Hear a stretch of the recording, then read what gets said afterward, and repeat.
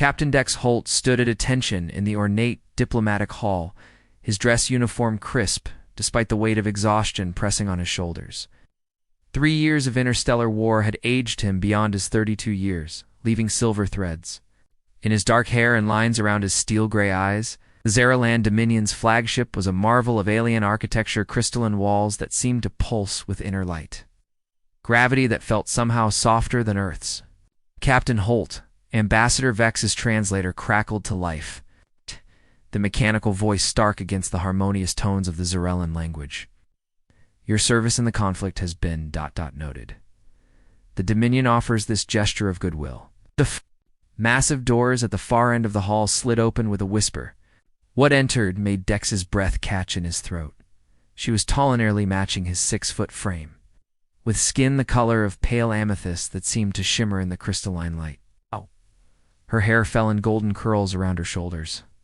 So blonde it was almost white, creating a striking contrast against her otherworldly complexion. She wore flowing robes of deep purple silk that emphasized her elegant humanoid form.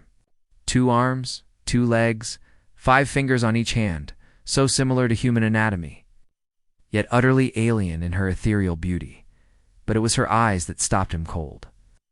Large, luminous, violet orbs filled with pure, undiluted terror. Princess Kira of the 3rd house, the ambassador announced as 2 guards flanked her. She is yours, Captain. A symbol of our commitment to peace. The translator's words seemed to echo in the sudden silence. Dex felt his stomach drop as understanding crashed over him. They weren't giving him a diplomatic escort or cultural liaison. They were giving him a person, a living, breathing, terrified woman who clearly had no choice in the matter. Sir, I don't understand, Dex began, but the ambassador was already turning away. The shuttle will transport you both to your quarters on the neutral station. The princess has been prepared for her new role. Princess Kira flinched at those words, her entire body trembling like a leaf in a storm. Wouldn't meet Dex's eyes, staring instead at the floor with the demeanor of someone facing execution. The journey to Station Echo was torture. Kira sat as far from him as possible in the small shuttle, pressing herself against the wall like she wanted to disappear. Through it, every time he shifted in his seat, she tensed. When he offered her water, she shook her head so violently her curls bounced. His assigned quarters were spacious enough to rooms with basic amenities.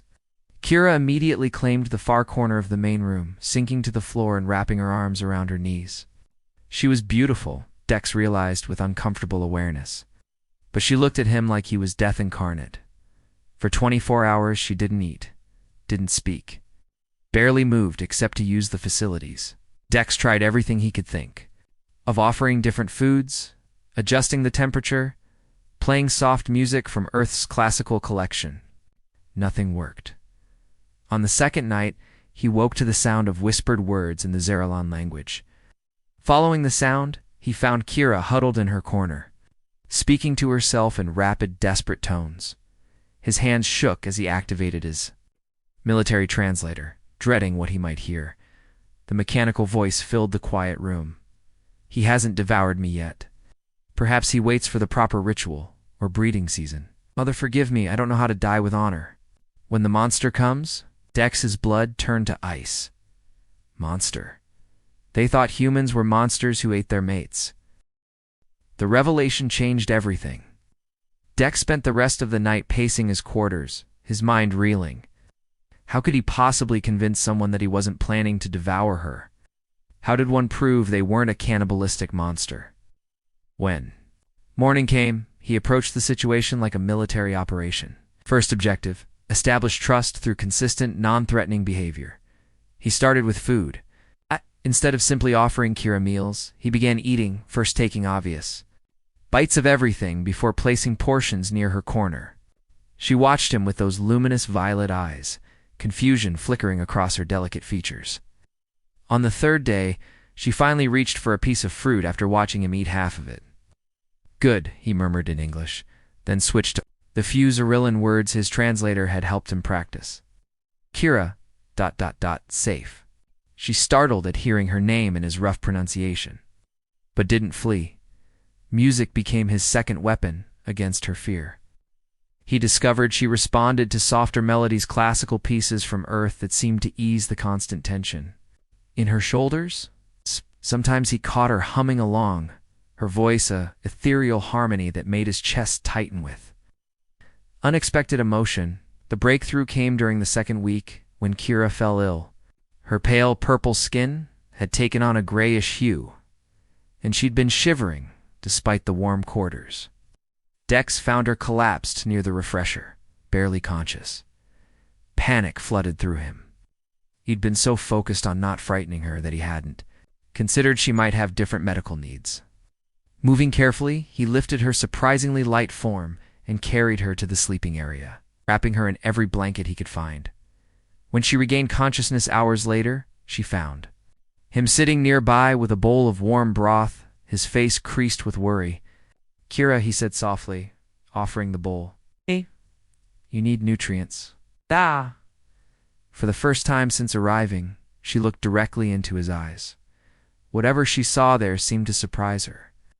Slowly, trembling, she accepted the bowl. But instead of drinking, she stared at the liquid suspiciously. Understanding flooded through Dex. Without breaking eye contact, he took the bowl back and drank several spoonfuls himself, then returned it to her. This time, she drank. "Why?" she whispered, the first word she'd spoken in his presence. Her English was heavily accented but clear. "Why what? Why do you care if I live? If you plan to?" She gestured vaguely, her meaning clear. Dex felt his heart break a little, "'Cause I don't plan to hurt you, ever. I know what your people believe about humans, but it's not true. We don't. We don't eat our mates, Kira. We protect them."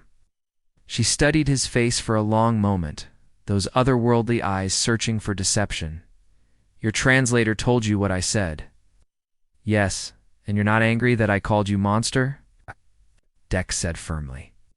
"I'm angry at whoever taught you to fear us like that, but not at you, never at you." Something shifted in her expression, crack in the wall of terror she'd built around herself. She finished the broth in silence, but when she set the bowl aside, she didn't immediately retreat to her corner. "In my culture," she said carefully, "males consume females during mating. It is ... natural, expected. I was told humans were the same, only more savage." Dex's jaw clenched. "That's not how we love, Kira. When humans care for someone, we want to cherish them, protect them, make them happy. Love." The word seemed foreign on her tongue. The emotion between mates who choose each other freely. Her eyes widened. "Choose? Females choose their mates. On Earth, yes. Usually both choose each other." For the first time since her arrival, Princess Kira smiled, a small, tentative curve of her lips that transformed her entire face. "Tell me more about this, ... love." The conversation started slowly, tentatively, like two diplomats negotiating a fragile ceasefire. Dex would sit across the room from Kira, respecting the space she needed while sharing stories of Earth, of human customs, of the concept of romantic love that seemed to fascinate and perplex her in equal measure. "On your world," she asked one evening, her English improving daily, "males court females?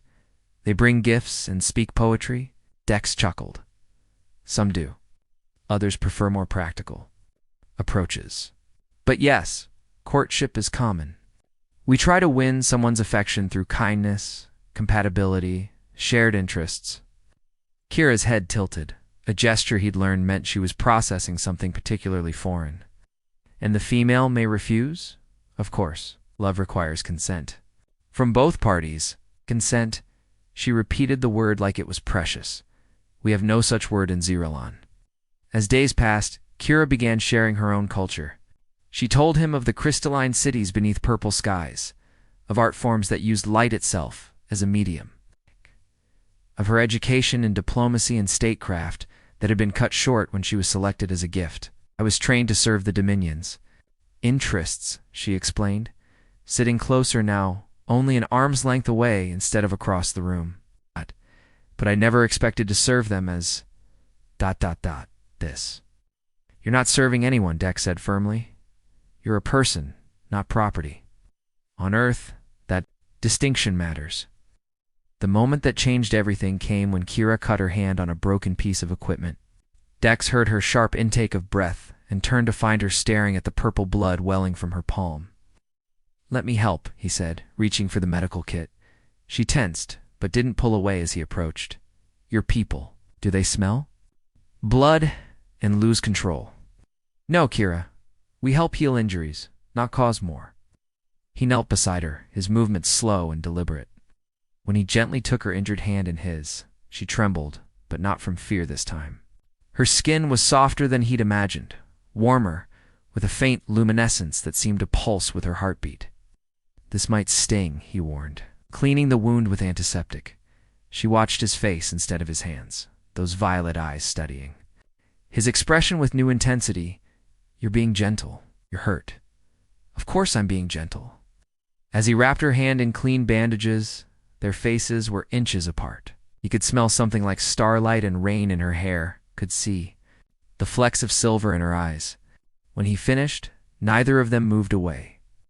Dex, she whispered, using his name for the first time. Yes, I think I'm beginning to understand about human love.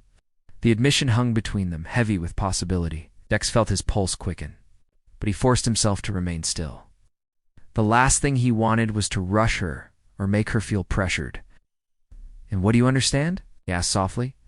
Her free hand rose hesitantly to touch his face, fingertips tracing the line of his jaw. That it's not about taking, it's about giving. Kira ... I've been watching you for weeks. The way you taste my food first, how you sleep by the door to make me feel safe, how you never demand anything of me. This is what you call love. Beginning of it, maybe. Her thumb brushed across his lower lip and he couldn't suppress the sharp intake of breath. I want to learn more, are you sure? You don't have to, I'm sure. Her voice was stronger now, filled with a certainty that made his heart race.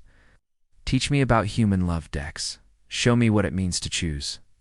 When he cupped her face in, his hands, she leaned into the touch instead of pulling away. When he kissed her soft, reverent, asking rather than taking, she kissed him back with the wonder of someone discovering light after a lifetime in darkness. The kiss changed everything between them. Over the following days, Kira bloomed like a flower finally receiving sunlight. She laughed more often, her musical voice filling their quarters with joy. She sat closer to Dex during meals, sometimes letting their hands brush when passing food. The fear in her eyes had been replaced by curiosity, trust, something warmer that made Dex's pulse race. But with growing intimacy came growing complications. Captain Holt, Admiral Torres's hologram, flickered to life in their quarters one morning, causing Kira to quickly step away from where she'd been learning to dance to Earth music. I trust the Zarellan princess is adapting well to her situation. Dex's jaw tightened. Princess Kira is not a situation, Admiral. She's a person who was given no choice in coming here. Nevertheless, the diplomatic implications are significant. Command needs assurance that she's being properly ... managed. The word made Dex's stomach turn. She's not livestock, sir. Course not. Course not. But she is an alien dignitary whose well-being affects the peace treaty. We can't have complications. After the Admiral signed off, Kira emerged from the bedroom where she'd retreated during the call. They see me as a problem to be managed, she said quietly. They're idiots, Dex said fiercely, pulling her into his arms. You're not anyone's problem. She melted against him, and he marveled at how perfectly she fit against his chest. What happens when they decide I'm too much trouble? I won't let anything happen to you. Can you promise that? Her eyes searched his face. Can you really promise me safety in a universe that sees me as a diplomatic tool? Instead of answering with words, Dex kissed her deeply, pouring all his protective instincts and growing love into the contact. She responded with equal passion, her hands fisting in his shirt as she pressed closer. I want to be with you, she whispered against his lips. Really be with you, but I'm scared. Of me? Of wanting you too much? Of forgetting that this might not last? Dex traced her face with gentle fingers. Then let's not think about tomorrow. Let's just have right now. Her answer was to pull his head down for another kiss, this one hungry. and desperate. When she began tugging at his shirt, Dex's resolve to take things slowly crumbled. "Are you certain?" he asked as she led him toward the bedroom. "I've never been more certain of anything." Their lovemaking was tender and exploratory, both of them learning the geography of alien desire. Kira's skin seemed to glow brighter when aroused, and she made soft, musical sounds that drove Dex wild with want. He worshipped her body with reverent touches, showing her what it meant to be cherished rather than consumed. Afterward, as they lay entwined in the dim light, Kira traced patterns on his chest. Is this what human bonding feels like? When it's right, yes. "I think I love you," she admitted, the words barely audible. Dex's heart nearly stopped. "You think, I know I love you." "Yes. But love is new to me. I don't know all its shapes yet." "Love you too, Kira, completely." But their happiness was short-lived. The next day brought another holographic visitor, this time from the Zarellan Dominion. Princess Kira, Ambassador Vex's mechanical voice filled their quarters. "There have been concerns about your extended stay with the human." Kira straightened, royal dignity settling over her like armor. "What concerns?" "That you may be forgetting your duties to your people. The Dominion requires your return for reassignment." "Reassignment to what? A more appropriate mate? One of your own species." Dex felt rage burning in his chest, but Kira placed a calming hand on his arm. "I respectfully decline." "This is not a request, Princess." "Then it's a command I'm choosing." "To disobey." The silence stretched taut before the ambassador spoke again. "You would choose exile for a human." Kira looked at Dex, her eyes shining with unshed tears and fierce determination. "I would choose love over duty. I would choose freedom over fear."